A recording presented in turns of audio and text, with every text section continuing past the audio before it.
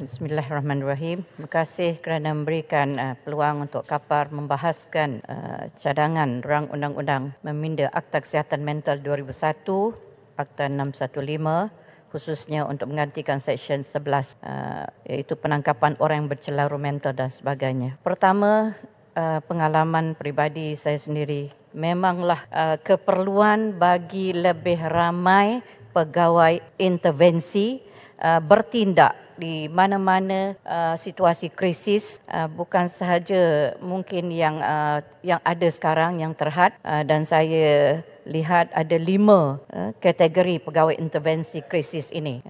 Tapi yang disebut di sini ialah bagi maksud seksyen ini, pegawai intervensi krisis artinya mana-mana A. pegawai polis, B. pegawai agensi penguatkuasaan maritim Malaysia, C. pegawai bomba dan pegawai bomba bantuan, D. anggota Angkatan Pertahanan Awam Malaysia, E. pegawai kebajikan masyarakat.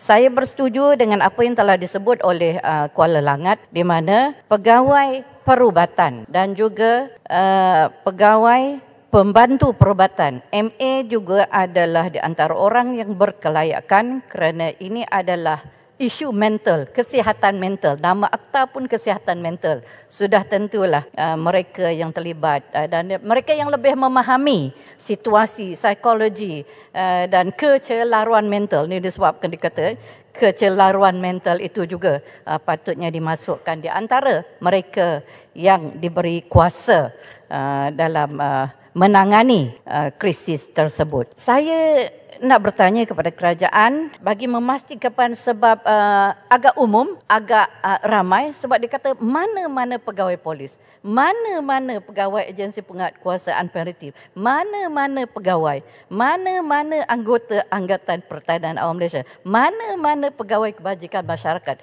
Jadi saya nak tanya kepada kerajaan, adakah kerajaan sudah bersedia untuk memastikan mereka yang kita namakan pegawai intervensi krisis ini diberi taklimat, diberi latihan secukupnya sebelum mereka diberi mandat yang begitu berat, tugas yang begitu berat, berisiko tinggi, hingga mandat memecah masuk ke dalam premis rumah dan juga yang boleh merosakkan harta awam dan keadaan yang sangat tegang sebab ini nak bunuh diri. Dan ini adrenalinnya banyak. Jadi saya nak tanya yang mana-mana tu tadi kan, adakah ia boleh dihadkan mereka yang dalam kategori ini yang telah diberi latihan, yang diberi latihan khusus.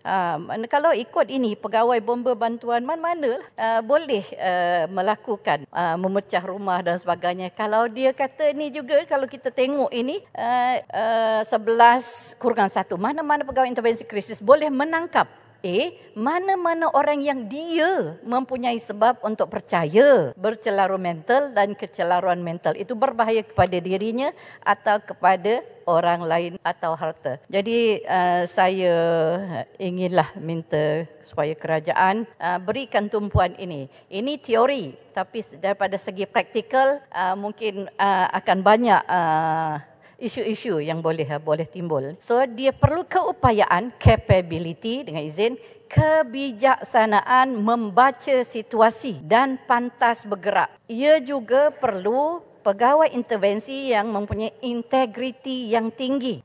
Dia bukannya mungkin ada masalah mungkin daripada segi peribadi ke dan sebagainya. Kita tak mahu yang terkait seperti itu. Jadi ini perlu dibuat dulu oleh kerajaan. Dan saya nak tanya juga, bagaimanakah kerajaan menguruskan kerosakan natijah daripada paksa masuk ke rumah kejadian? Dan apakah implikasi kos daripada segi kerajaan itu? Saya setuju dengan rakan-rakan tadi. Saya merujukkan kepada yang dikeluarkan oleh Ministry of Health ini, National Strategic Plan for Mental Health 2020 hingga 2025. Ini adalah pendedahan daripada mantan Director General of Health Malaysia. 2015, the National Health and Morbidity Survey mendedahkan hampir 1/3, iaitu 29.2% Malaysians above the age of 16 had mental health problem. Jadi memang ramailah 16 tahun ke atas, termasuk orang kita dalam ni lah juga ya. Dan juga NHMS 2017 conducted among school-going adolescents aged 13 to 17 showed that 1 in 10 Malaysians were found to be stressed. 1/10. 1 in 5 had depression and 2 in 5 suffered from anxiety. Ini adalah mereka yang dalam kategori berisiko tinggi. Even more alarming was reports of suicidal behavior among adolescents. Dengan izin. 10% adolescents had the idea of committing suicide compared to 7.9% in 2012. Suicide attempts were made, maknanya sudah nak bunuh diri, by 6.9% of adolescents. It was 6.4% in 2012. In 2019, NHMS yielded 2.3% prevalence of depression among Malaysians 18 years old and above. Jadi ini adalah sangat berkait rapat dengan apa yang kita tengah perbahaskan RUU ini. Pencerahan kapal Pasir Salak. Okey, sila. Tuan Yang Di-Pertua. Kapal bersetuju tak kapal dengan Pasir Salak? Pasir Salak nak mencadangkan bahawa golongan LGBT juga dimasukkan dalam masalah kesihatan mental. Terima kasih. Terima kasih Pasir Salak. Kira masuklah tu di dalam apa ucapan saya. Jadi ringkasnya Yang Di-Pertua, isu kecelaruan mental ini adalah isu yang besar. Lagi-lagi yang saya kaitkan tadi, kawan-kawan saya sebut, rakan-rakan ahli parlimen kita menyebutkan tentang pekerja dan sebagainya. Yang saya sebut ialah masa depan, generasi depan negara kita, iaitu adolescent, school going.